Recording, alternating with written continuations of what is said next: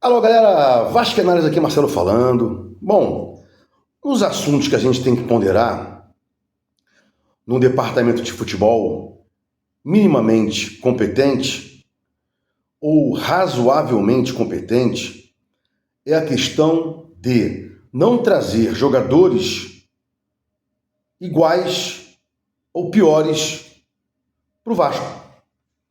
Em outras palavras, se o Vasco já tem jogadores com essas valências ou melhores valências, não há que se trazer jogadores. Numa comparação rapidamente, para quem me acompanha aqui, eu, por exemplo, sempre falei do GB, né? Apesar do GB não ser aquele ponta que ataca a profundidade, ele tem velocidade e faz, às vezes, de segundo atacante e do primeiro atacante. O primeiro atacante é o centroavante. O segundo atacante é o cara que não joga no lugar do centroavante, obviamente. E o GB pode fazer tanto o segundo homem de ataque ou o primeiro atacante, né? Mas por que a comparação com o Lloyd? Porque mesmo o GB deslocado para segundo atacante, jogando mais fora da área, um pouco também saindo da área, ele é muito melhor que o Lloyd.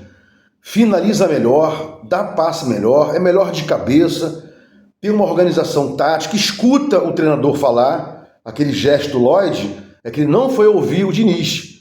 E que eu falei aqui, quem me acompanha, eu sempre falei, Lloyd é peladeiro. Ele pega a bola e não tem aquele sentido de equipe, né? E aí, quem me acompanha aqui, friso isso é importante, eu sempre falei do GB. Não é porque ele fez o gol, não é porque ele fez o gol outro dia não, de cavadinha e tal, nada disso. Não é porque ele fez o gol de cavadinha. É porque ele apresenta valências que o Lloyd não vai apresentar. Ah, mas tem a questão da velocidade, blá blá blá.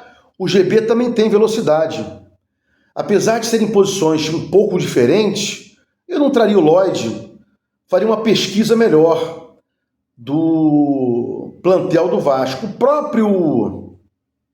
O próprio Leandrinho, pela esquerda, atacando a profundidade, cruzando, é melhor do que o Lloyd.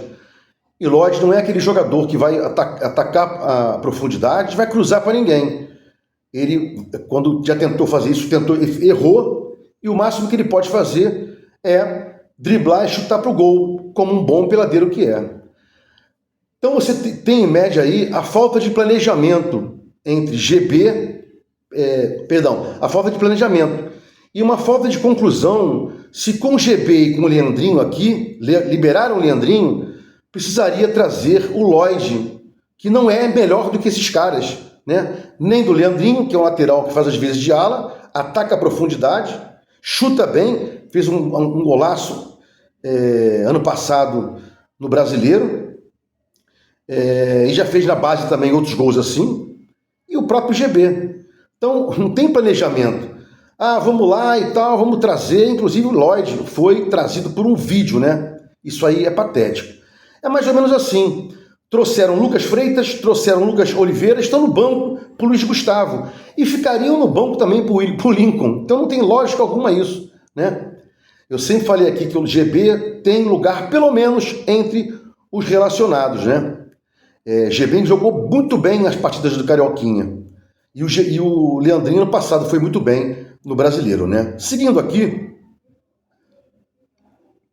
para fechar o vídeo, para não ficar um vídeo grande, um inscrito meu aqui comentou o seguinte: olha, pelo menos ele tem velocidade, Lloyd. O Emerson Rodrigues tinha mais velocidade que o Lloyd, muito mais velocidade que o Lloyd. E era a mesma coisa também. Quando tinha que finalizar, chutava, tocava e vice-versa. É o cara que não tem os fundamentos acertados na sua função de jogar futebol, né? O Lloyd, inclusive, é mais peladeiro que o Emerson Rodrigues. Quem não lembra de um lance bizarro do Emerson Rodrigues, ano passado, que podia chutar pro gol, tentou de driblar 3, 4, perdeu a bola, e são os caras que não têm o approach. Na hora H, os caras vão errar. Então, para que trazer jogador assim, né?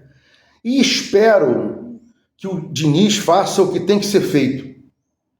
Por exemplo, Léo Jardim, vamos ficar com o Léo Jardim? Vamos. Tá, tem um Fusato reserva, sim. PH, vamos ficar com o PH, quem é uma reserva? Que ele faça isso, do goleiro até o centroavante. Que ele tome conta do departamento de futebol, o Diniz.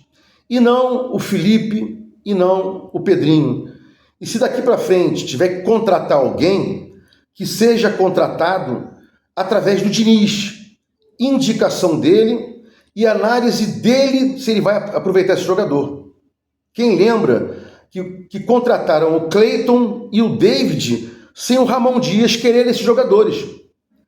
O Ramon Dias demorou demais a colocar o David em campo e colocou o Cleiton, salvo engano, no Vasco Flamengo ou no Vasco Fluminense, a contra-vontade, porque não tinha outro. Então, o técnico tem que ser ouvido, tem que indicar, aí conversa com o diretor de futebol, mas se tivéssemos um diretor de futebol com capacidade, Felipe não tem essa capacidade, nem para técnico e nem para diretor de futebol. Então resta aí, infelizmente, falar direto com o Pedrinho dizer sim ou não.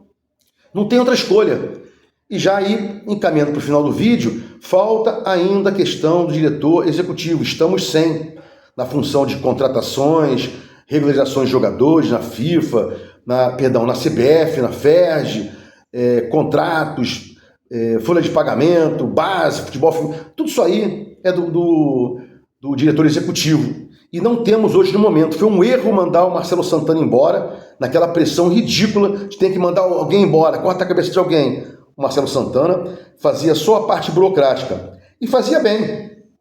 Porque quem manda e desmanda, quem contrata e quem não contrata, quem manda pagar e não manda não pagar é o Pedrinho. É só você ver agora aí, né? O próprio Alain Belaciano soltou uma nota aí, como presidente da Assembleia Geral, falando em nome do presidente. Olha que interessante, né?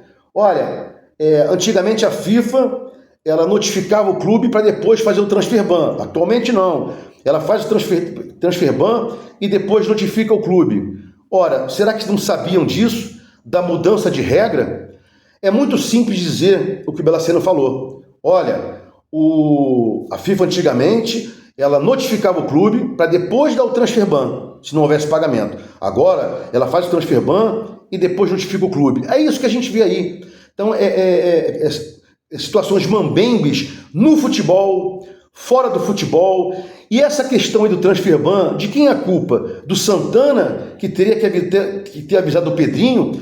O Santana avisou o Pedrinho falou, dane-se, deixa acontecer, depois eu reverto. Muita coisa aí que a gente pede explicações e não tem explicações. Outro dia eu soltei um vídeo aí com quase 20 perguntas que o Pedrinho deveria responder ou então manifestar-se e nada fez até agora. Por quê? Porque não vai fazer. Não tem culhões para isso, né? É a continuação do Salgado Pedrinho, sim senhor. Se gostou dos comentários, inscreva aqui no meu canal Vasco Análise, dá um like para mostrar o YouTube engajamento, sininho para mostrar o YouTube que você quer receber meus vídeos quando forem ao ar. Vasco Análise, fique com Deus e até o próximo vídeo.